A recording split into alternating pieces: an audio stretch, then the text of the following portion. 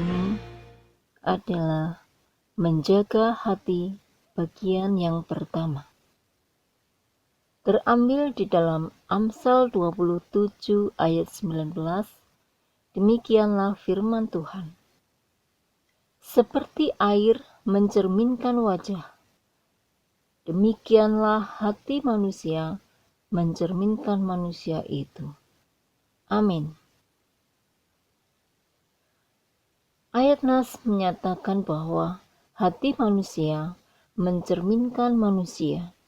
Artinya, apa yang ada dalam hati seseorang pasti akan terefleksi dalam ucapan dan tindakannya. Kalau hati tidak beres, maka segala ucapan dan tindakannya pun pasti tidak beres. Itulah sebabnya penulis Amsal menasihati kita agar senantiasa menjaga hati dengan penuh kewaspadaan, agar tetap dalam kondisi baik dan beres. Jagalah hatimu dengan segala kewaspadaan, karena dari situlah terpancar kehidupan. Amsal 4 ayat 23. Mengapa hati harus selalu dijaga? Karena dapat menimbulkan berbagai masalah dalam kehidupan keseharian kita. Sedang jemaat Tuhan yang dikasihi Tuhan, Tuhan menunjukkan bahwa ada banyak persoalan yang dapat terjadi dalam hati manusia. Yang pertama, hati sumber kejahatan. Karena dari hati timbul segala pikiran jahat, pembunuhan, perzinahan, percabulan, pencurian, sumpah palsu dan hujat dalam Matius 15 ayat 19. Segala macam tindak kejahatan seperti membunuh, merampok, mencuri, menipu, memerkosa, dan sebagainya berawal dari niat yang ada di dalam hati si pelaku. Dan sungguh sangat mengerikan sekali jika hati tidak dijaga dan dipelihara dengan baik. Yang kedua, hati dapat menjadi dekil. Hati mereka tetap dekil di dalam Markus 6 ayat 52 bagian B. Kata dekil adalah sebuah kata yang sebenarnya sangat mengerikan. Karena istilah Yunani yang dipakai di sini adalah porosis, berarti pengerasan hati, yang berasal dari kata poro, artinya membuat keras, mengeras, atau melumpulkan, yaitu pengerasan hati, tidak kunjung paham, tumpul pengertiannya. Dan dalam Kamus Bahasa Indonesia, kata dekil berarti tidak mau menuruti nasihat orang, tetap keras kepala, atau berkepala batu.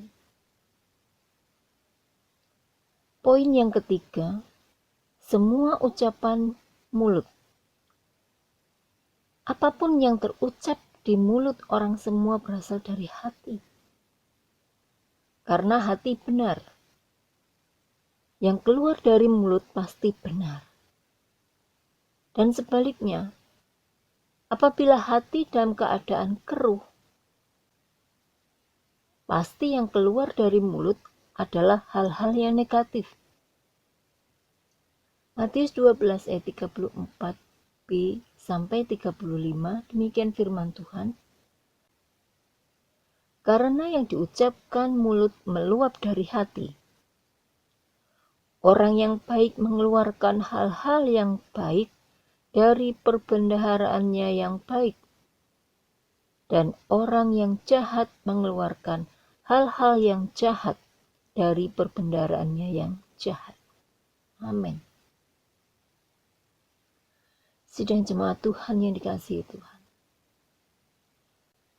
Hati itu ibarat sehelai kanvas yang akan terbentuk coraknya sesuai cat yang disapukan di atasnya.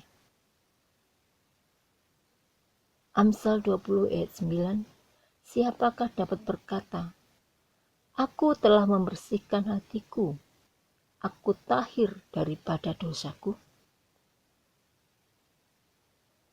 Dan kesimpulan dari renungan pada kesempatan hari ini,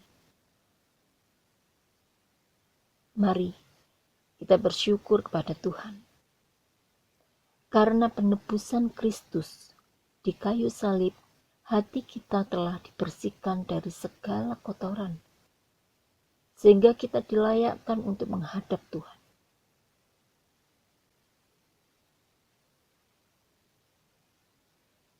Karena apa? Firman Tuhan. Karena itu, marilah kita menghadap Allah dengan hati yang tulus ikhlas dan keyakinan iman yang teguh. Oleh karena hati kita telah dibersihkan dari hati nurani yang jahat, dan tubuh kita telah dibasuh dengan air yang murni. Amin. Ibrani 10 ayat 22.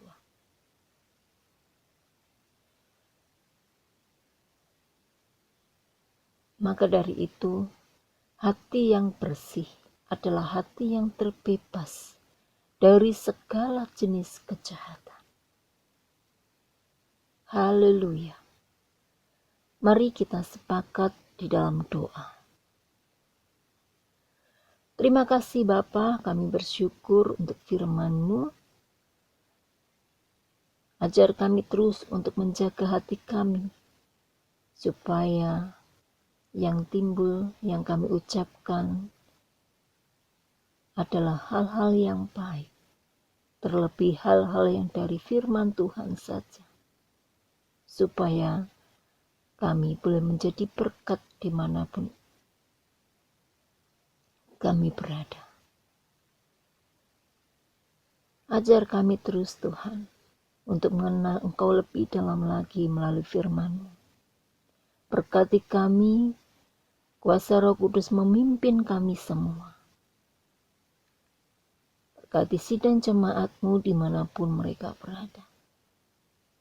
Terima kasih Bapa, kami mengucap syukur dan kami sudah berdoa di dalam nama Tuhan Yesus Kristus. Haleluya. Amin.